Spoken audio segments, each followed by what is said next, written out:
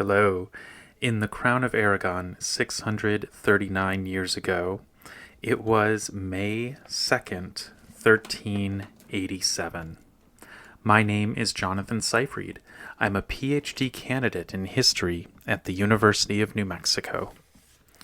And this is the Historian's Notebook, a podcast about how history gets made. Season 1 is titled Molt Cara Companiona. We're looking at a document from each day of the first year of the reign of King Joan I of Aragon and Queen Violant de Bar. Let's begin today's document.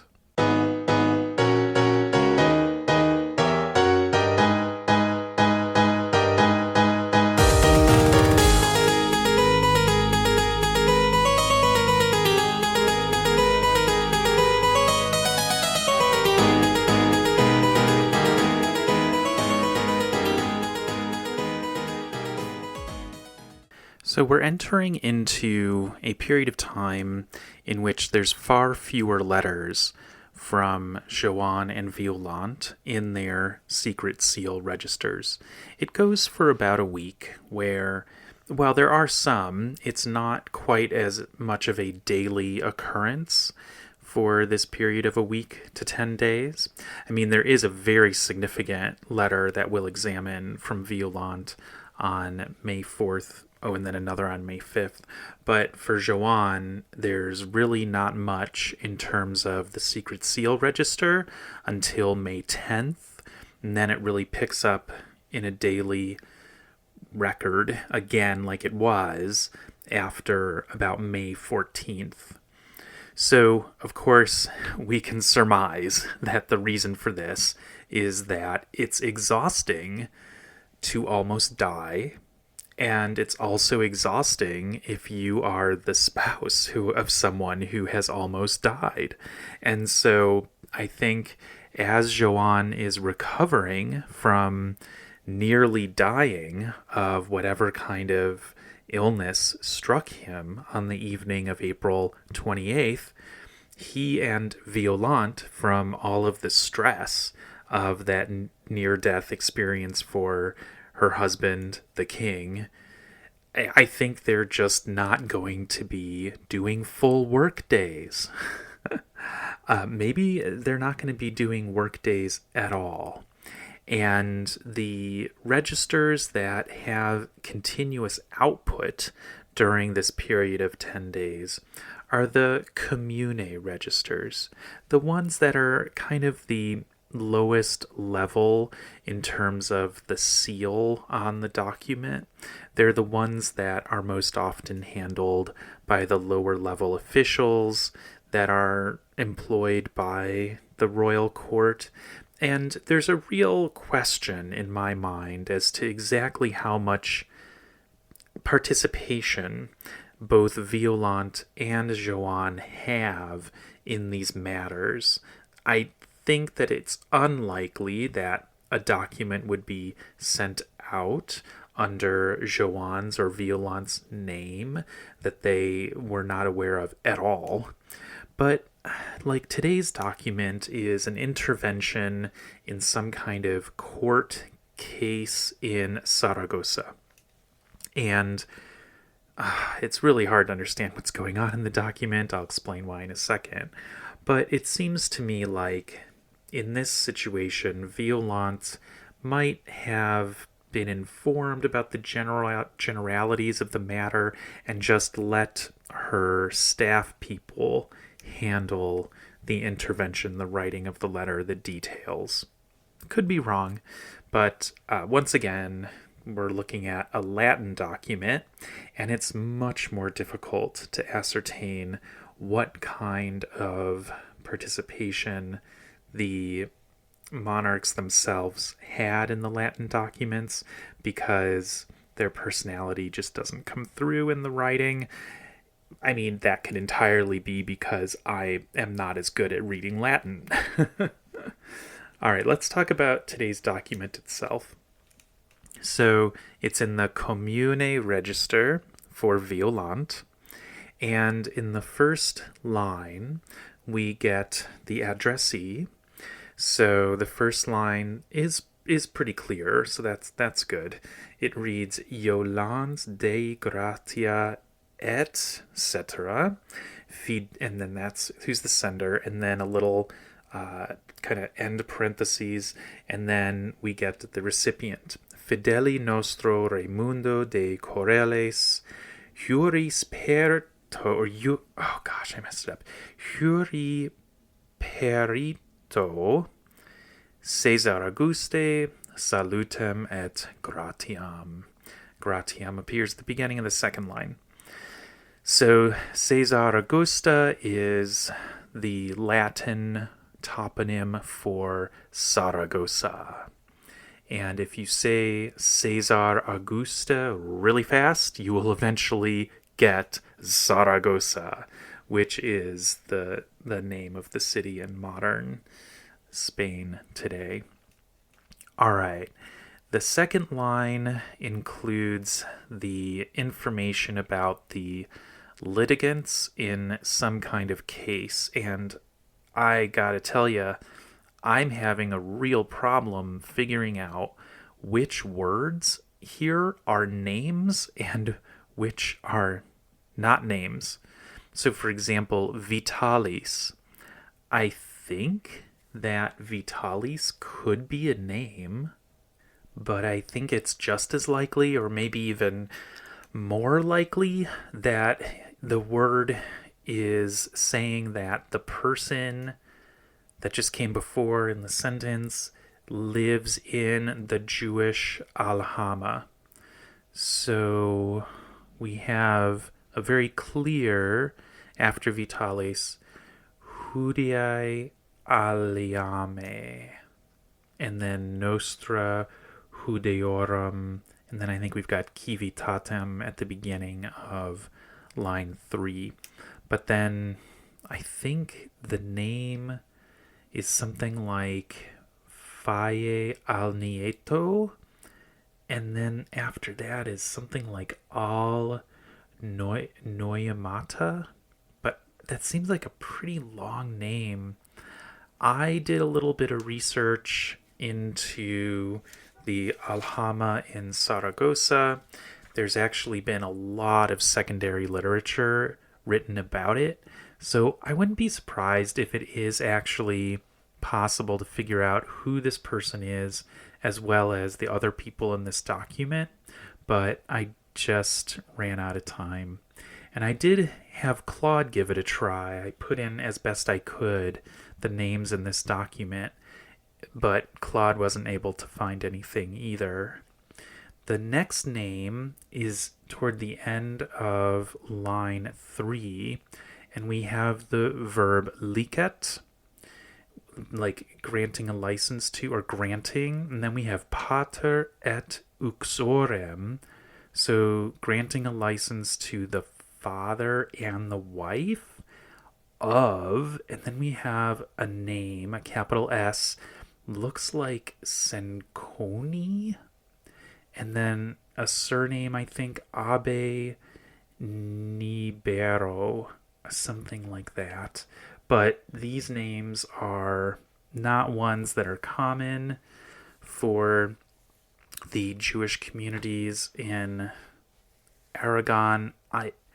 And it was just, I did a little bit of searching around. I wasn't able to find enough time to really put hours into this one, but I spent about 45 minutes trying to find these names. So basically, the letter amounts to saying that the official Raymundo de Correlles, who appears in the first line, is going to take over jurisdiction and sort out some of this case. And I can't quite figure out who is accusing who of what. But basically, Violant is authorizing Raymundo de Correlles to carry out a judgment here, and I can't even quite figure out what the judgment is in any way. So this document is in Register 1822, and it did go through the OpenClaw pipeline, but what came out is just not even usable. Basically, the paleography here is not the easiest. It's not the worst or most difficult, but it's not the easiest. And then there's just a lot of wormholes. And so some words and names have been disrupted by the damage to the paper. And so what came out from the OpenClaw, and then I think the OpenClaw pipeline did better with Catalan than it did with Latin, just generally. And what came out was just, something that you could glean if you just know a tiny bit of Latin, that we've got a court case, that it's... Oh, and you know what? The OpenClaw pipeline didn't even identify any of the uses of the word Judei or Judeorum. It didn't understand that this was about the Jewish aljama. So it didn't get any of that. So that's a real big letdown in terms of the quality of those large language models just on their own. So this is one where I cannot say that the agentic AI process was useful. It might be that if I kind of put this document through in the process myself and helped Claude with a lot of the words in here, that I might make some progress. But it seems to me like this document is fairly outside of my research question in terms of the details of its content. If I see that Joan gets involved with the aljama in Zaragoza, then I will definitely come back to this document. As I was doing a little bit of research about the Jewish aljama in Zaragoza, I did find out some interesting historical context. In Yitzhak Bayer's History of the Jews in Christian Spain, has a big chapter on this time period and goes into some really good detail about the aljama of Zaragoza. So on page 56 to 64 of volume 2, and this is in the English translation, of Yitzhak Bayer's multi-volume work on the history of the Jews in medieval Spain, we find some super interesting details. Like, there's apparently a register of professions that the Jews of Zaragoza held around this time. And that appears at the very top of page 56. And I'm just going to read it out to you because it's pretty interesting. So, all right. An official register of the year 1401. So it's a little bit later, but you can really, I think, count on some longevity with these particular professions, even though there was a gigantic disruption in 1391 with the anti-Jewish riots. All right, here we go. And it actually starts bottom of page 55. An official register of the year 1401 lists the following occupations for Jews who worked in public stores and workshops: cloth merchants, furriers, coat makers, wool washers, tanners, saddlers, shopkeepers, engravers, coppersmiths, ironsmiths, blacksmiths, turners, harness makers, locksmiths, embroiderers, etc. Our information concerning the vocations of Jews is varied and comprehensive. The bishop of Zaragoza had his own Jewish tailor. In Zaragoza, as in other cities, the artisans organized societies for religious improvement and mutual aid. Copies of the rules and regulations of the Shoemakers' Society are still extant. The synagogue of the Turners was used as the central meeting hall of the whole community. Some artisans were appointed as communal judges. And then a little bit further down in this particular section of the book, Bayer relates a little bit of information about a doctor, a physician named Moses ben Alasar, who actually cared for the Franciscan monks in Zaragoza.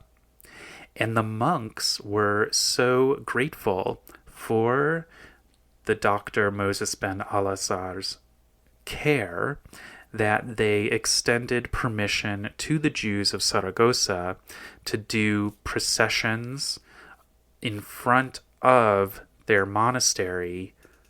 It seems that was limited, though, to a funeral procession for someone in the aljama who had died. But still, that's a pretty big deal that you've got Franciscan monks who are making it so that the Jews are able to carry out religious processions right in front of their monastery. So you get a little bit of flavor of the interfaith context in Zaragoza.